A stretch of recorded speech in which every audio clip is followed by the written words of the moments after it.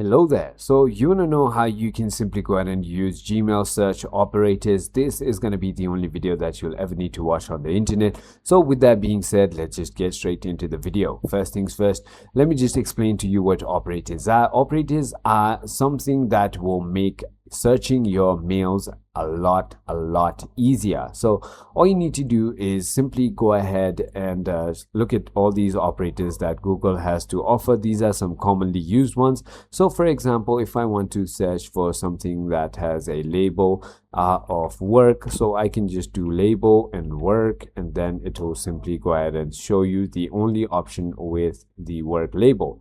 And if I want to search, for example, something like from and then YouTube, just like that, which I don't have any emails from YouTube yet, but I can just search like that and it will just pop up right over here.